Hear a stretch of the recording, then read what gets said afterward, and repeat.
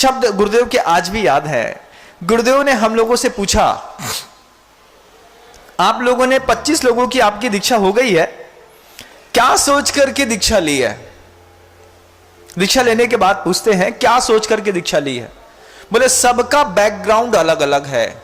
कोई घर में बहुत ज्यादा कलह होगी तो कलह से बचने के लिए दीक्षित हुआ है। कोई व्यक्ति संसार में उसको मान लो कोई जैसे अंजन चोर था, वो अंजन चोर चोरी के भय से दौड़ा और फिर उसको मंत्र की सिद्धि हो गई और वहां पर जाकर के दीक्षित हुआ और मोक्ष को प्राप्त कर लिया। तो किसी भय के कारण कोई दीक्षित हुआ है। तुमने अपना परिवार क्या सोच करके छोड़ा? गुरुदेव का यह हम लोगों से प्रश्न था। तो सबका मुंह बंद था। कोई बोले ऐसा भी हो सकता है कि देवशास्त्र गुरु के प्रति बहुत ज्यादा लगाव लग गया हो, महाराज की शैली, महाराज का प्रभाव इतना लगा हो कि महाराज से प्रभावित होकर के दीक्षित हो गए।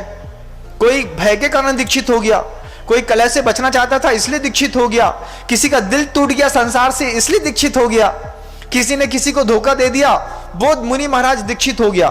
तो सन्यासी बनने के घर के अंदर के कई कारण हो सकते हैं, गुरुदेव ने पूछा।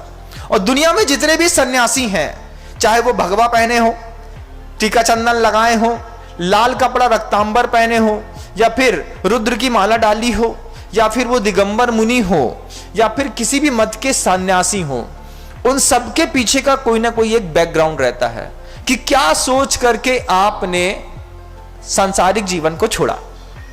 जब गुरुदेव ने ये शब्द हम 25 से पूछे, हम 25 में से एक का भी मुंह ना खुला। दीक्षा सबने ली, संसार सबने छोड़ा, लेकिन जवाब देते नहीं बना कि क्या सोच करके संसार छोड़ा। तब गुरुदेव कहते हैं, जानते हैं गुरुदेव 2 मिनट तक इंतजार करते हैं, थोड़ा सा मुस्कुराते हैं, उसके बाद वो स्वयं वातावरण को हल्का कर देते हैं। उनकी ये बहुत एक पवित्र ऐसी शैली है कि कभी भी किसी के सम्मान को ठेस लगे ऐसा कोई वातावरण गुरुदेव कभी बनाते ही नहीं। किसी की तरफ देख करके कभी ऐसा नहीं पूछ सकते, हाँ बताओ तुम क्या पूछा, क्या सोच करके तुमने दीक्षा ली, ये ऐसा नहीं। जब भी गुरुदेव कभी सामूहिक प्रश्न पूछते हैं तो उनकी आंख नीची रहती है। ऐसा पूछते हैं कि अब क्या सोच करके आप लोगों ने संसार छोड़ा, आप लोग बताइए।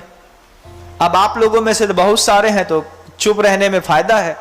2 मिनट तक गुरुदेव के कान में कोई आवाज ना गई तो गुरुदेव ने खुद बोला, क्या गजब की बात बोली गुरुदेव ने।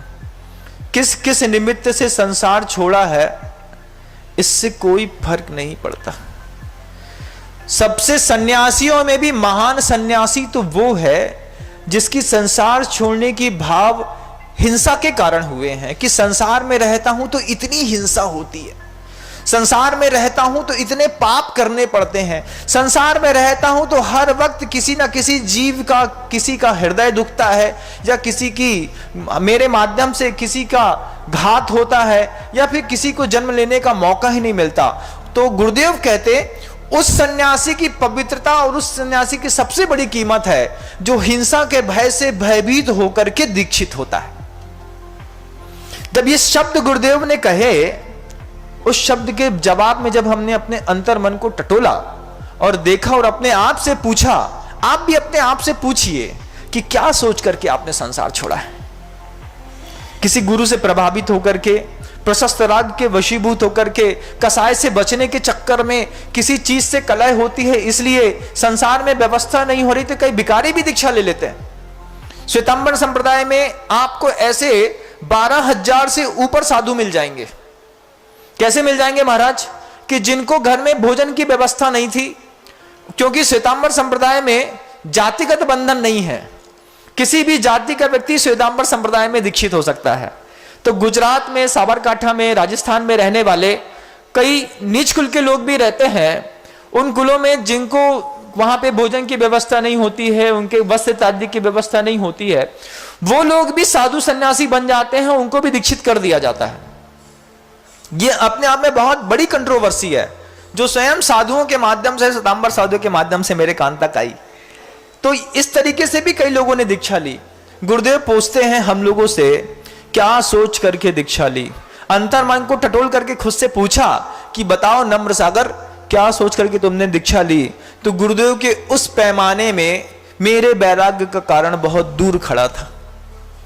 यह सोच करके दीक्षा नहीं ली कि संसार में बहुत हिंसा होती है। सोच करके कभी त्याग किसी व्रत को स्वीकार ही नहीं किया।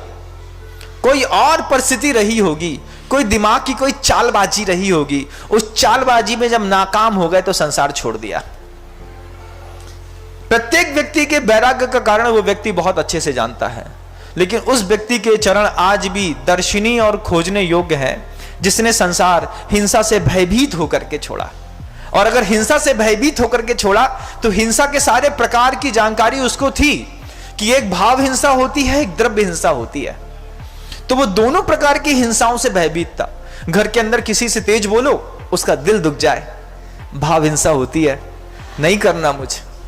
अब सोचता है वो कि अगर भैया से अपना हिस्सा मांगूंगा और उसका दिल दुख जाएगा, वो तेज बोलेगा, कहीं प्राण ना छोड़ दे।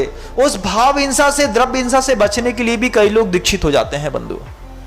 जो हिंसा से भयभीत होकर के दीक्षित हुआ, सबसे बड़ा अहिंसा का पुजारी तो वो माना जाता है। और उस साधु की इस सृष्टि पर हमेशा जय जयकार होती है।